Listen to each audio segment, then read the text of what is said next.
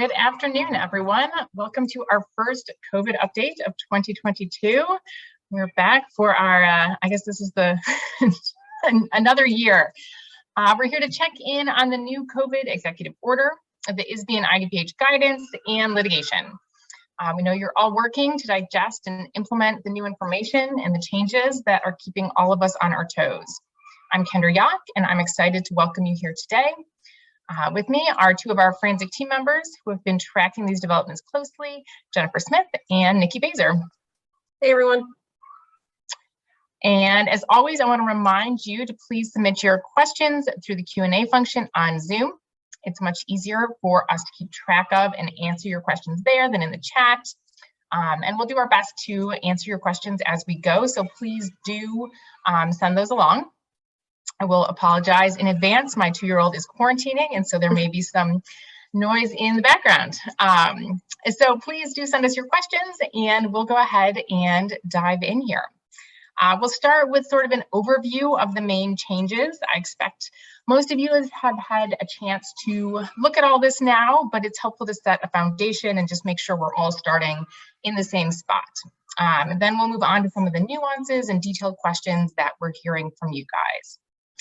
So first, the exclusion period for students and school personnel who test positive drops to 5 days. So these are people who actually test positive for COVID, now need to be excluded for only 5 days. This is regardless of vaccination status.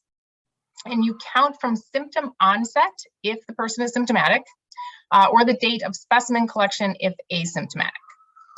In order to return, in addition to having completed those 5 days, the person also needs to have their symptoms resolving. So they need to be fever-free for 24 hours without medication, not vomiting, no diarrhea, all that good stuff still applies.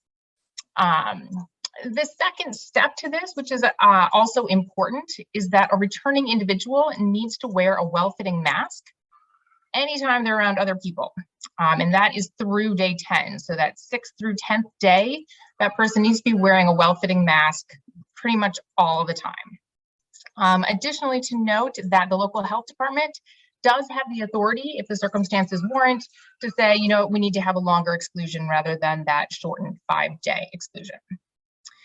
Now, what hasn't really changed, but I think is important to just sort of note here for contrast, is that if a student or staff member has symptoms but has not tested positive, if they go get a test and it's negative, they can return. So you can return with a negative test, unless, you know, those symptoms are something you would exclude the student or staff member for anyway, and then they would be excluded just on those same bases. If there's no test, we treat them basically as if they're positive. And so then that same 5-day exclusion applies, and they can then return with consistent masking.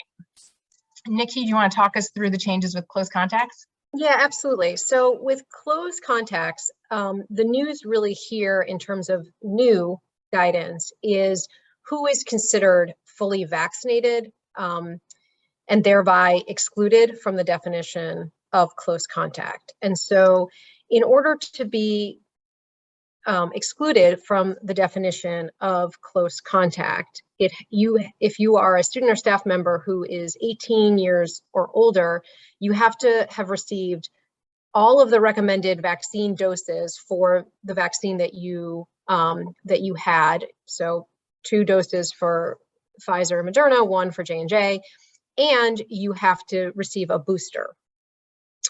For those students who are age 5 through 17, in order to be excluded from the definition of close contact, you just need to have received the primary series of a vaccine. So again, just the two for Pfizer and Moderna, 1 for J&J. So the difference there is folks above the age of 18 or older, I should say, staff or students, have to be boosted in order to be excluded from the definition of close contact.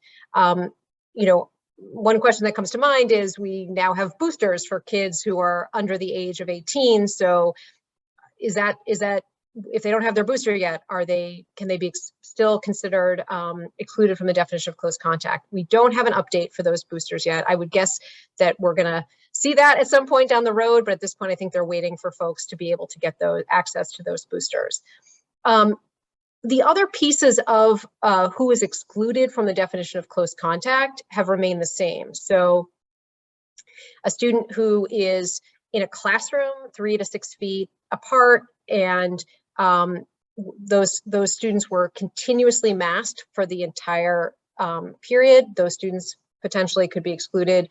They are not considered close contacts. I know we got a question in the Q&A about bus transportation. So in order to be excluded from the definition of close contact because of an exposure on a bus, the students have to be, or the staff or student have to be within 3 to 6 feet, not less than 3 feet. Everybody has to be consistently masked, and the windows have to be open. So, or I guess if your bus has a HEPA filter, then the windows don't have to be open. So you have to have ventilation, you have to be seated at least 3 feet apart, and everybody has to be masked continuously. Also, still excluded from the definition, again, this hasn't changed, excluded from the definition of close contact are folks who have tested positive within the last 90 days, or those that were exposed outside. However, there may be some circumstances these days that because of a higher risk outdoor exposure that you would include someone who was exposed outside in the definition of close contact. So just to reorient ourselves, because sometimes we're talking sort of in the negative here, if someone meets this definition, it means that if they have an exposure, they do not need to be excluded from school. They are not considered a close contact. If, again, they are fully vaccinated, according to this new definition. We talked about the bus, we talked about the folks who have had COVID for 90 days. So all of those people are excluded from the definition of close contact. So, again, again, folks who are close contact can remain in school. Everybody should obviously must remain masked because of the executive orders in place. Okay, thanks. And we've got a couple questions here with, so somebody who is, I assume this question came in when we were talking about people who have symptoms.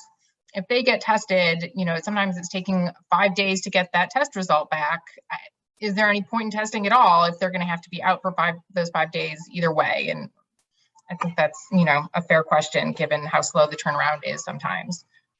Yeah, absolutely. I mean, the goal here, obviously, is if you're sick and you want to, you think maybe you have the flu instead of COVID, a negative test would clear you to return to school. I mean, honestly, from a practical standpoint, I think the point about testing is accurate. Also, if you have the flu, you may have a fever for 5 days, or you may have symptoms and you may be out of school just because your kiddo or you are sick. And so, realistically, I think that's probably right. At that point, the 5 days are probably going to be have run, but it does give the option that if someone is able to test and clear up that they don't have COVID, that they could return a little bit earlier. And I think, we're getting some stuff into the chat. Of course, we're still not permitted is home testing. Really what we're talking about is either a test that is available in the school building or a test at a testing vendor. We're not accepting home tests. So shout out to Dr. Swanson. Thank you for that. But it could be a rapid test. It just can't be a home rapid test. It has to be in a lab or the more, Right, exactly. So there was also a question in, do students who are close contacts but fully vaccinated but have a mask exception need to be excluded? Let me unpack that a little bit. First of all, if someone is fully vaccinated, according to the new definition, they are not considered a close contact and do not need to be excluded, okay? But let's twist the question a little bit. Let's say someone who is not vaccinated but is unable to mask, then they have to stay out for the full 10 days. They cannot return after the 5 days and be fully masked, obviously, because they have a mask exception. So those folks who are excluded, who are considered a close contact, meaning they're not vaccinated or they don't meet one of the other definitions and are unable to mask, would have to be excluded for the full 10 days. Okay. Great question. Should we turn back to test to stay as part of this? Yes, yeah, let's talk through test to stay. All All right, so we were talking about close contacts. We were talking about who is now excluded from that definition. Obviously, the other thing that this guidance really encourages is the use of test to stay. So if someone is a close contact, you know, let's try to keep them in school, right? So again, if the contact is asymptomatic, exposure happened at school during the school day, then you can do a test to stay. And as long as they test negative twice within the 7 days after the close contact, then you can keep them in the school building. Again, there's some specifics here that we should note. Testing has to be done in school. The second test has to fall within 5 to 7 days. And again, this is exposure in the school building that we're talking about. And then again, that person still, you know, needs to make sure that they're wearing their well-fitting mask for the full 10-day period of their test to stay process. Nicki, I see a question, and can you just repeat again for vaccinated, fully vaccinated students? Can they be a close contact, whether or not they can mask? They are not considered a close contact if they are fully vaccinated.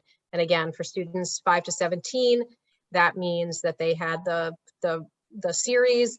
For students 18 or staff over 18 and up 18 and over, it means the series as well as the booster.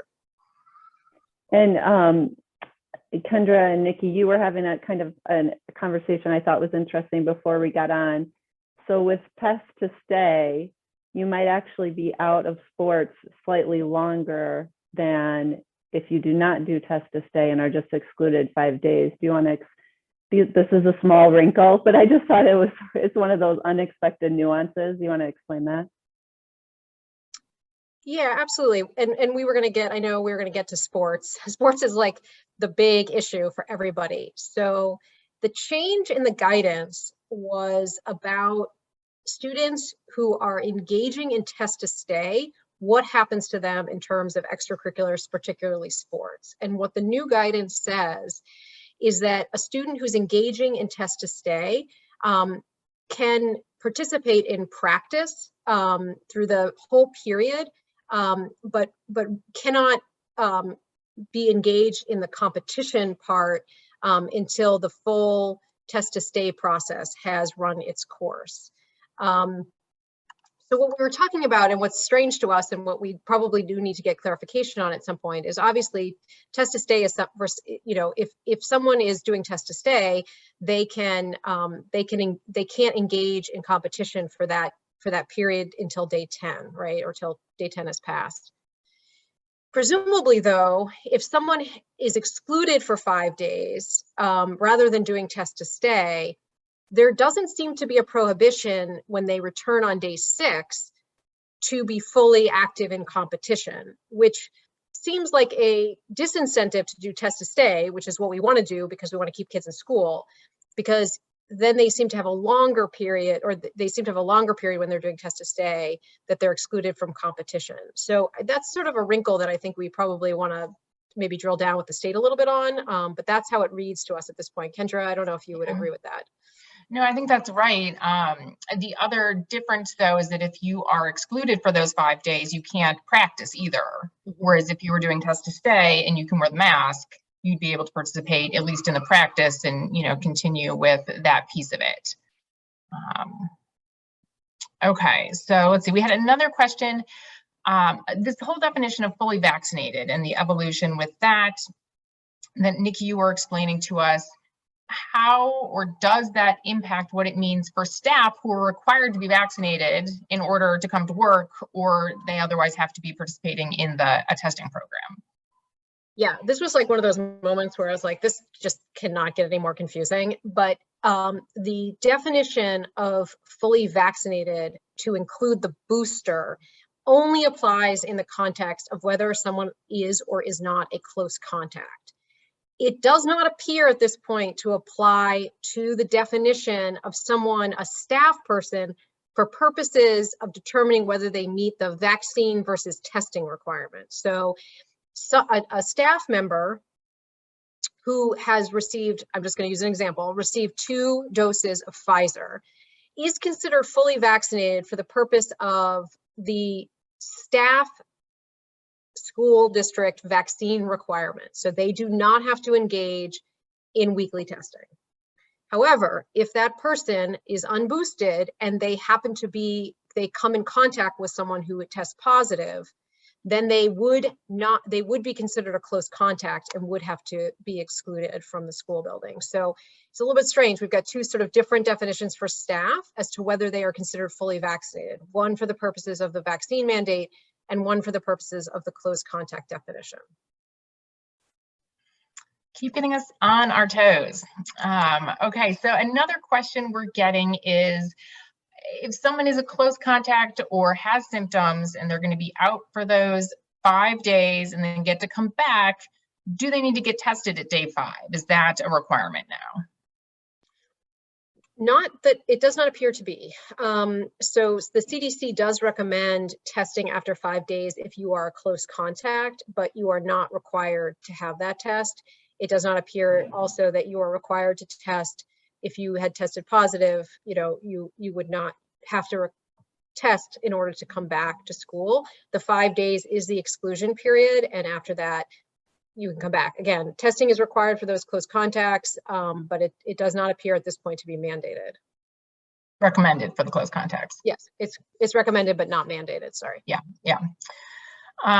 Okay, another question we're hearing a lot is more logistical for the kids who are coming back, and I guess for staff too, but especially for kids. They have to be masked at all times when they're around others. What does that mean for lunch, for snacks, for other times when people would take their masks off?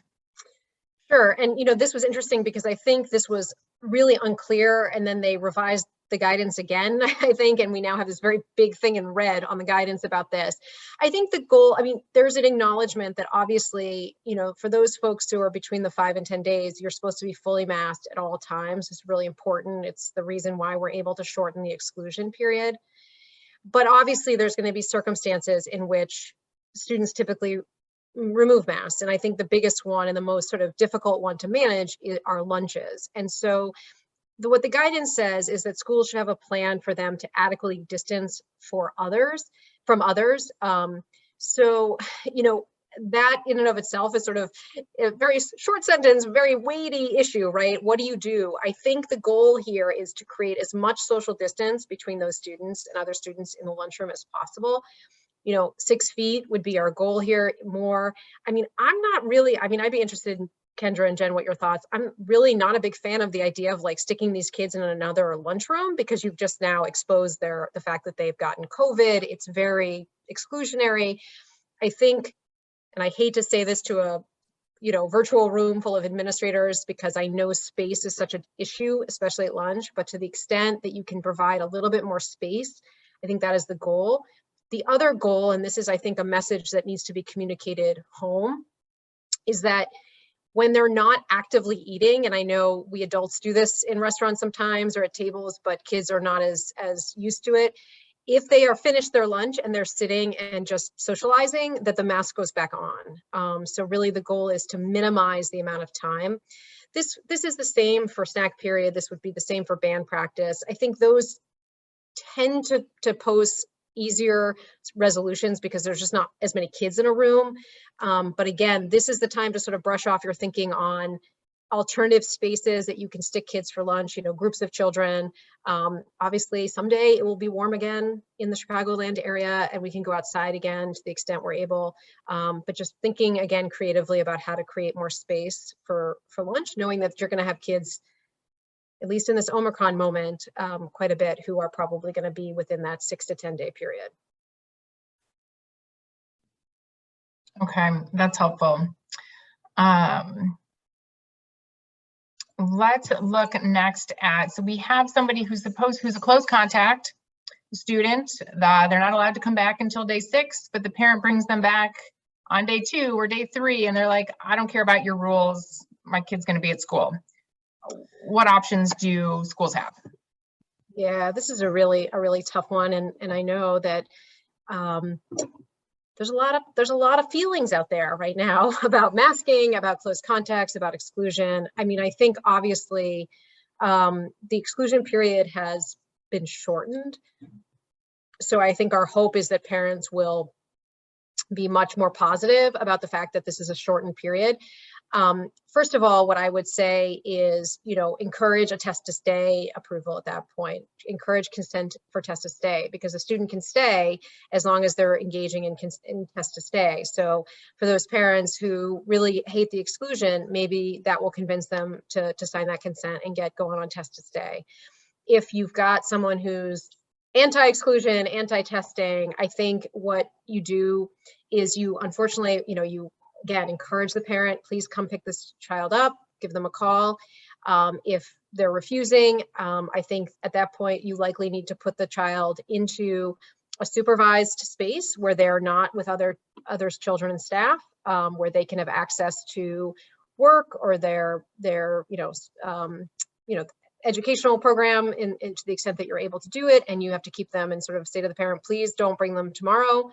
It's a short period. We only have a very limited window here that they have to be excluded, but you're going to have to do that each day, I think is probably the only option at this point, is just to keep them separate. Jen, I don't know if you have any thoughts on that.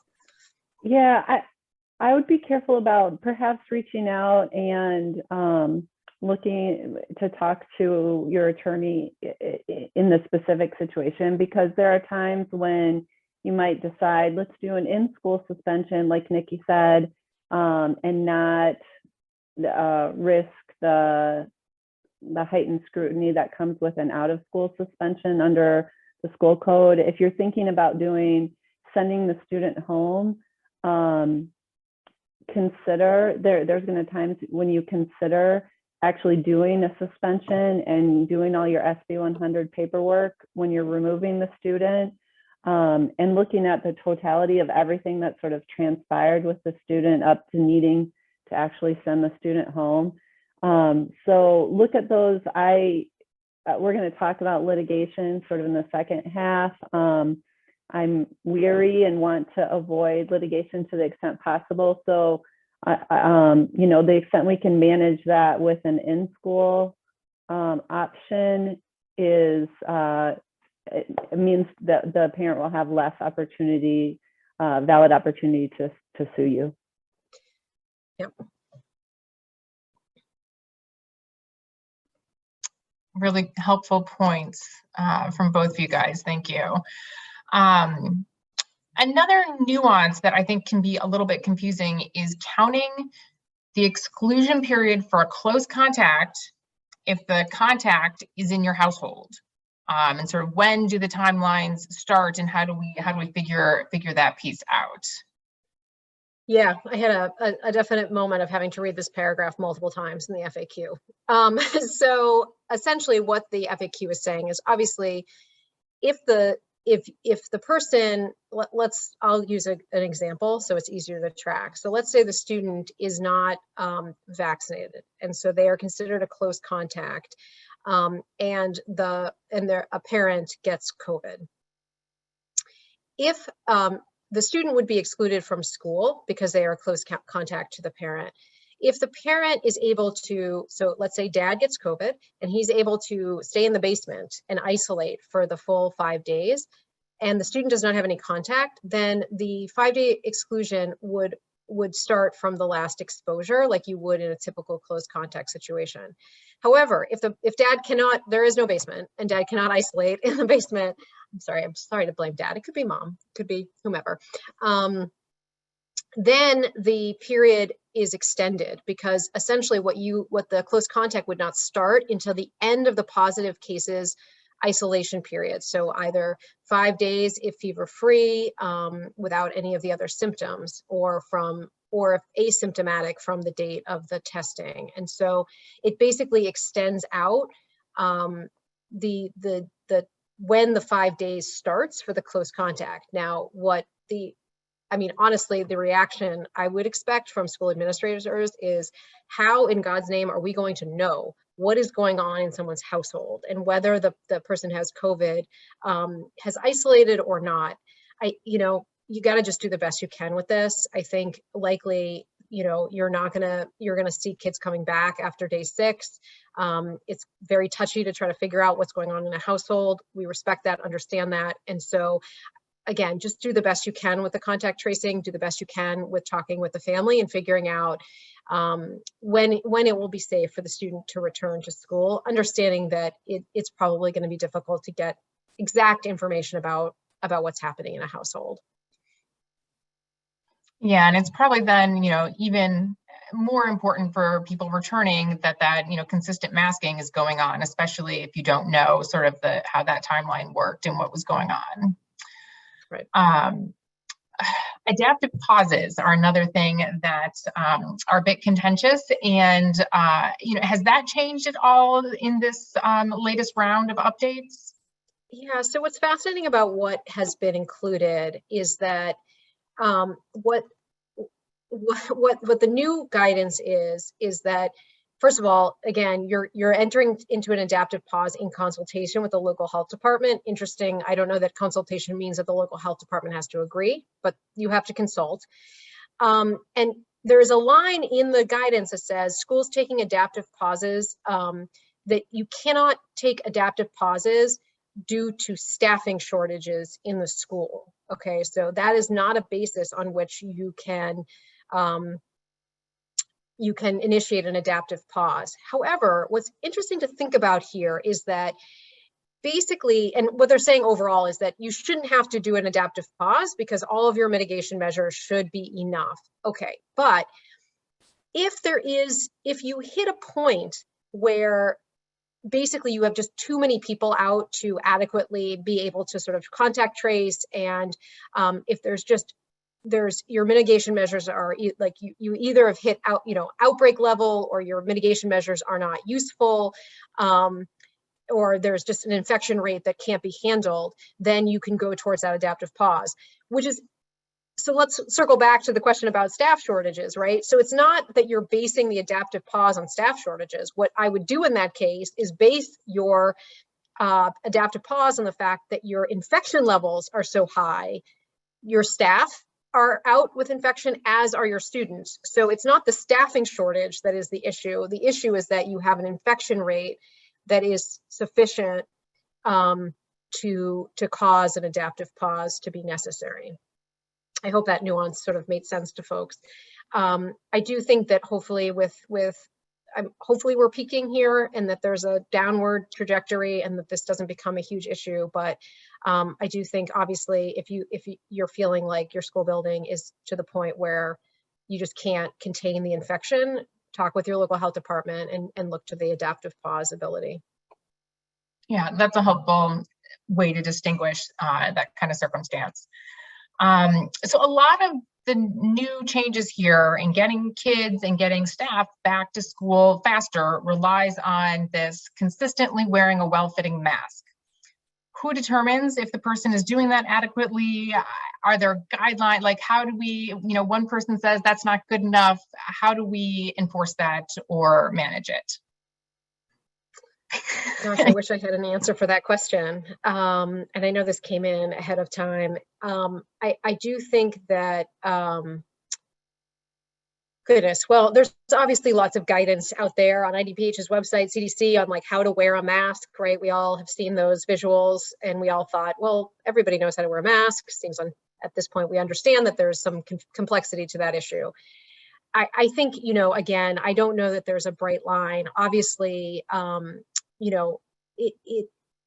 think first and foremost, of course, is modeling good behavior. The adults in the building, masks do need to be fitted over your mouth and nose. I think when we see adults, I tend to find when we see adults wearing their masks properly in whatever context, not just schools, then we tend to see children wearing them in the same way. And so I do think, I understand, like, for the I'm not speaking to the administrators really on this call, but to the folks in their buildings, the staff members, the people on the front lines, the nurses, the clerks, the people that your students are seeing, the teachers, making sure first that they're wearing their masks correctly. And then, of course, just doing the best that you can in encouraging your students to wear their masks when you see them down, to encourage them up. I realize that for high school kids, it's a different challenge than with the little ones, and they're resistant for different reasons.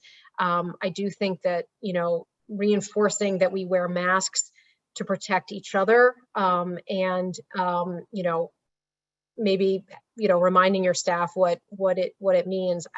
There's no sort of silver bullets here. There's no, you know, great, you know, solution to this other than just sort of to keep reinforcing these messages over and over again in the school building.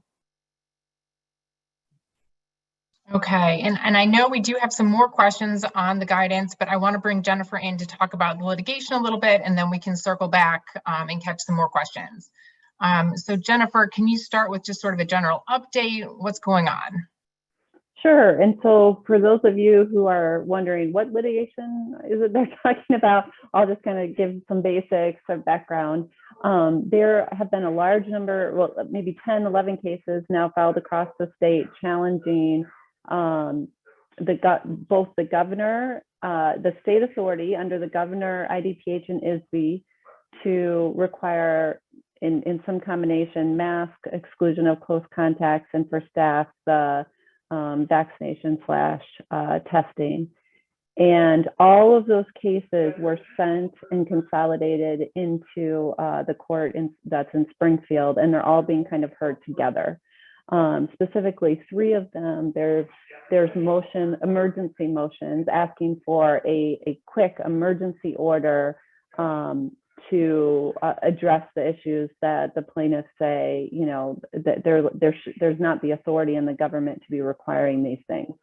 So there's 2 main cases that people should be aware of, even if you're not litigants. One was brought by a large group of staff members, and I'm going to call that the Allen litigation. And then one is brought by a large group of parents on behalf of their students. So that's the Austin litigation. In both cases, the judge heard arguments last week. I know that it's spreading like wildfire, that there's attorneys from pretty much every law firm in the state, and we all walked away with generally the same impression: this is not going great, you know, and there's a reasonable chance that this judge is going to issue something that either will say that the state doesn't have authority to require those 3 things I talked about, and in some respects, fine, not our problem. You know, the question is, do schools have authority to do whatever they need to do for mitigating in their buildings? The plaintiffs in these cases are also arguing schools do not have their own authority. So regardless of what the state has, they're saying, schools, you cannot require masking, exclusion of close contacts, vaccine / testing for staff. So the ask of the judge from these plaintiffs is, one, they're asking to certify classes, but I want to explain that. They're not asking to certify a statewide class. So if your district has not been named as a defendant, this request for class certification does not necessarily hook you in as a defendant. They're saying classes within each school district. So maybe only 3 parents in a particular school district have actually sued. The request is that it apply to all students within that school district, not all students within the state. That's what the plaintiffs are asking. Same with staff. You know, handful of staff might have sued their own district in this group way. They're saying the court order should apply to all staff in our district. They're not saying all staff across the state. Now, I will say, so many states or schools are named in these lawsuits, especially the student case, that you know, it might be upwards of a third of the state, for example, but it wouldn't be the entire state. So we've had preliminary arguments last week. We're having arguments tomorrow on the staff case, and then arguments on Thursday on the student case. At that point, we expect decisions in both cases on these emergency orders. So that kind of brings us to where we are. And then we can talk about a little bit more about what this means. Okay, so for districts that aren't litigants, do they need to be concerned about this? Will they be impacted?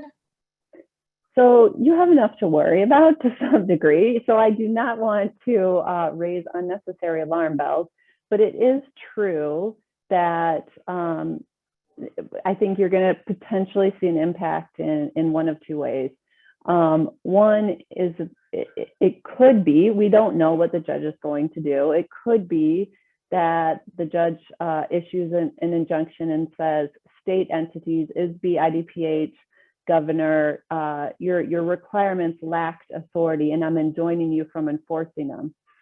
That could be as to just the parties in the suit, or she could be very vague about it, and it could be at best unclear as to whether they can enforce those mandates while that order is pending. So in that way, what I then would anticipate is you may get all your parent groups where you've been saying, we have to require this. If the state decided we have no authority, we're already seeing parents turn right around and then say, look at what this court just did. School district, you do decide this. And what are you going to do? By the way, we want it mask optional.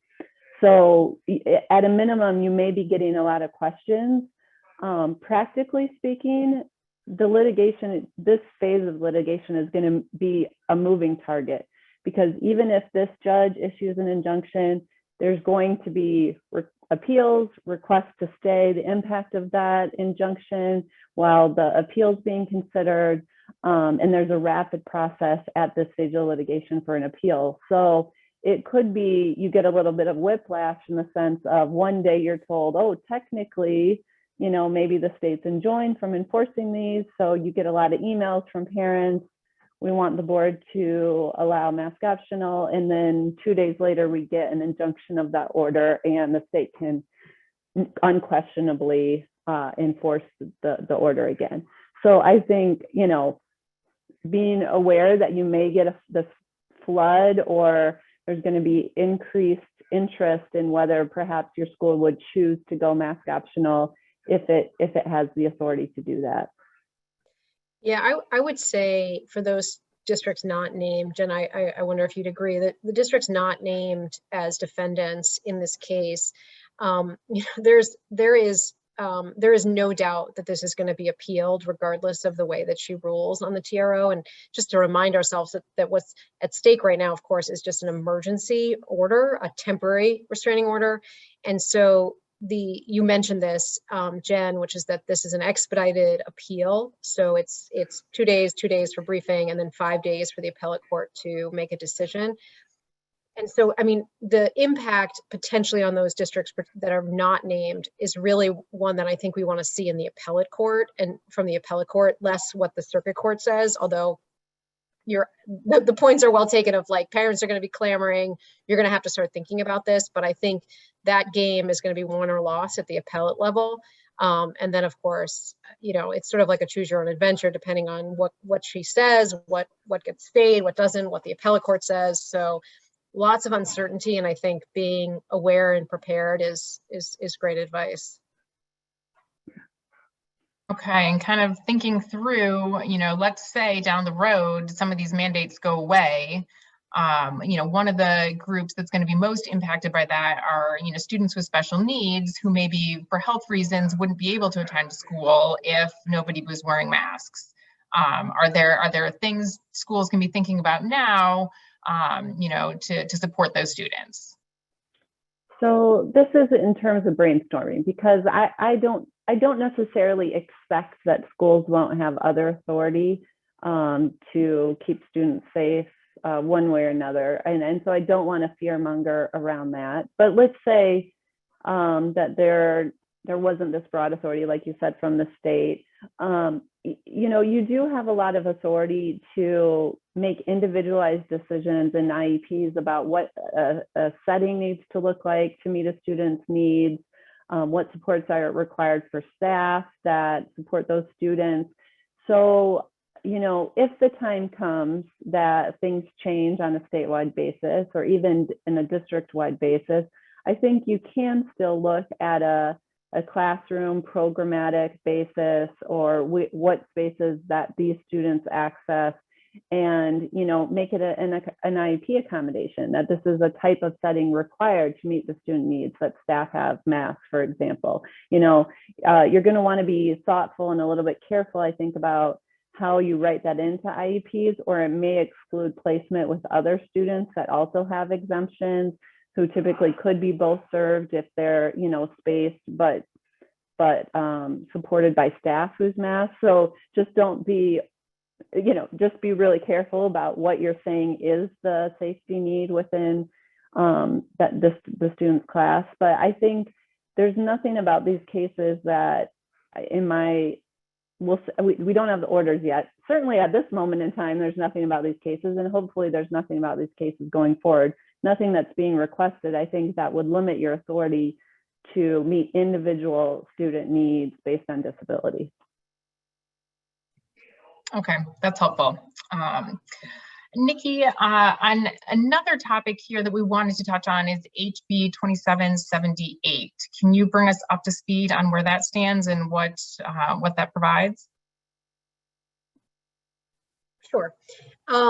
So, and I think a lot of this is still unknown, but for those of you who have not sort of been following House Bill 2778 as closely, this is the piece of legislation that would give all school employees, regardless of vaccine status, unlimited paid leave for COVID-related absences. It also would restore to any employee who took a COVID-related leave, you know, use sick days, they would restore those sick days to them. There's also provisions related to leave for hourly workers who have to care for a child who's been excluded from school. So it's a huge issue for school districts. The cost of it is enormous. The absences are concerning, and obviously it does seem somewhat antithetical to our push for encouragement of vaccine. So it did pass both the Senate and the House, and it is on Governor Pritzker's desk. He has indicated, and I think this is likely the last update that we have, he, you know, as folks may know, he indicated that he would veto the bill. However, he did send out a letter, I guess it was late last week, to the unions, basically asking them to come to the table to compromise, essentially limiting it, this paid leave to vaccinated workers, and requiring that test to stay be used. So, you know, I think my understanding is that those conversations, I don't know if folks on the call have any update on that. As far as I know, that those discussions are still ongoing. I'm not certain that there's been a resolution of this. You know, there may be they may have a veto-proof majority on this one if it goes back, but I think the goal is to try to come to some resolution. I know a lot of folks, likely on this call, or some folks at least, you know, have MOUs with their unions where they've sort of thoughtfully balanced out these issues, where they've, you know, either given limited leave or they've used sick, you know, allowed for the use of sick bank. Others have not. Obviously, this dovetails not only with cost, but just sort of a drastic staffing shortage at the moment. And so clearly we want folks to be able to be excluded for COVID related. We don't want them in our school buildings. We want to facilitate that, but I think there's significant concern if this sort of goes through. But like I said, Governor Pritzker has indicated he will veto this if compromise isn't reached. So we'll keep you posted. We'll certainly send out an alert as we get more information from the state. Okay, so obviously continuing to evolve. Another moving target here, the Supreme Court recently ruled on the vaccine requirement for that employers have, and said that that was not within the authority of OSHA. Nicki, can you talk about how that does or does not impact school districts?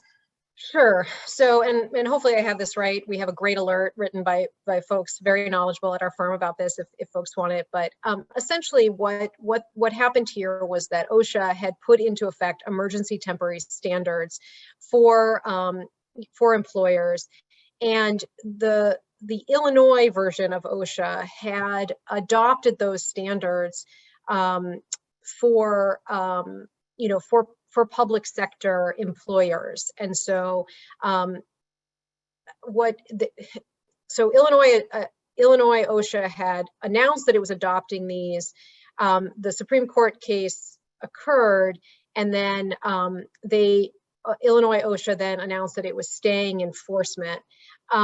So the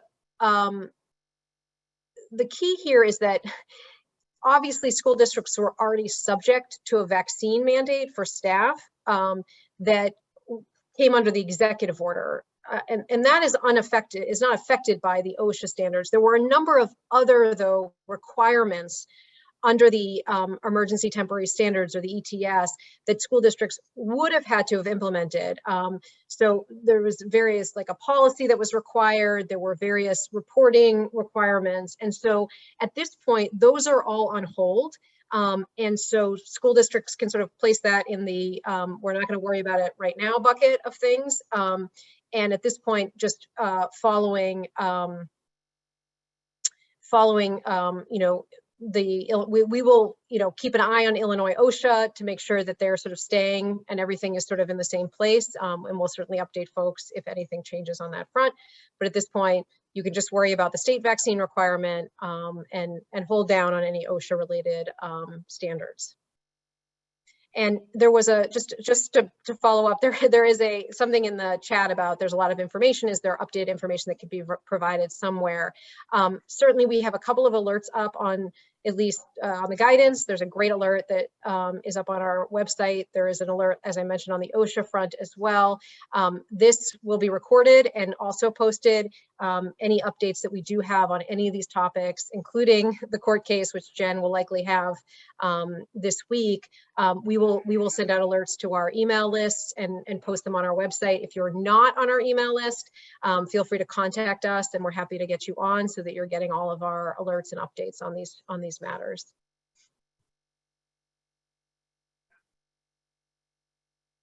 Okay, scrolling back through the questions to see if we had missed any. Nikki or Jennifer, did you guys catch any that went through? So there was one question about what if a student or staff was found to not be engaged in consistent mask wearing after contact tracing? Do they still qualify for test to stay if they're found to be a close contact and remain in school? So yes, so if they are considered a close contact because they are not fully vaccinated and we really can't confirm that they have been fully masked in the school building, then they would be considered a close contact. So that's checkbox number one. And then the second is that if the parents have consented and you're doing test to stay, that would be an option. Instead of an exclusion, they could go through that test to stay period and do the 2 tests and hopefully stay negative and remain within the school building.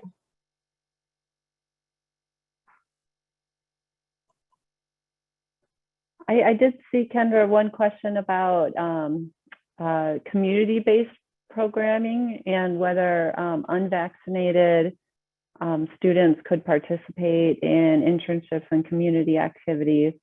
So it's going to, whenever you have a third-party partner, it's going to depend on there's your requirements and there's their requirements. And so if they have requirements of vaccination to access those programs, it may be, but that's not, we don't have a way to force a third party to allow an unvaccinated person, contrary to their rules, to access their space. So there's nothing about being a school that allows us to do that. We're going to have to find alternative activities for IEP students who have community based goals to access the community. You'd have to get creative and look for other opportunities to meet those goals, and also try to write those goals in a broad enough way that it's not dependent on just one program, because we've run into a lot of that, I would say, over the course of COVID. We just can't guarantee those. Yeah, and I would just add sort of the flip side of it too, right? Which is that, obviously in those circumstances, you're having parents sign off and sign consents and all of that, but you're going to want to do some investigation in terms of the mitigation measures that are required by those programs, so that you feel like you're confident that allowing students to participate and engage is going to keep them safe too, because obviously you don't want to send your students off to a place where they're not consistently masking, or they're not using other good mitigation measures. You want to make sure that on the flip side, they're being safe there as well. Yeah, good points. I see a question about when we expect a ruling in the cases. Jennifer, do you have ideas about that? Yeah, so it's possible that we'll get a decision on Thursday. We won't get a decision before Thursday. So that I can give concretely.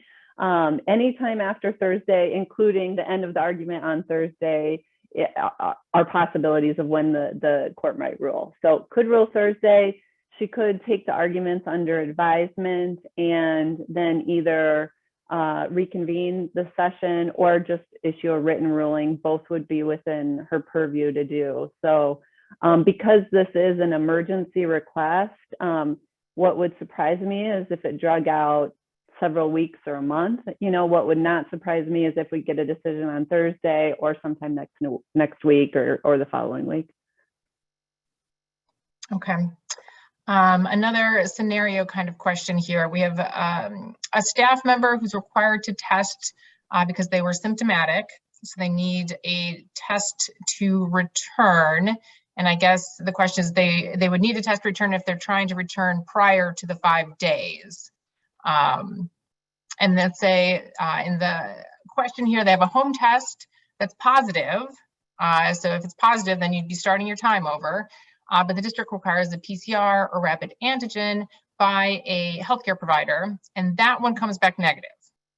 So how does that impact how we think about whether or not this is a positive case and when the person can return? That's a good question. Kendra, I don't know what your thoughts are on it. My feeling is that we would go with the PCR test, that the home tests are, we don't accept a home test either way, right? They're not what we can rely on to exclude someone, and I don't know if you have a more reliable test saying that the person is COVID free, and presuming that their other symptoms have gone away, meaning that they're no longer just sick and want to come back to the school building. I mean, from a timing perspective, I'm wondering if you're sort of ending up in the same place, because by the time you get the PCR test, you're probably close to day 5 to begin with. But it would seem to me, we can check on this more fully, but it seems to me that you could accept the PCR test at this point as the negative test for purposes of return. Yeah, I mean, I think that makes sense, especially if, yeah, I mean, I guess depending on the symptoms, it might kind of weigh your thinking on a little bit, right? If they lost their taste and their smell and it's a very distinctive COVID symptom, I don't know if that would change our analysis, as if, they had a runny nose and they're like, well, I do have allergies and I have this note from my doctor that says I have allergies and it's likely related to that.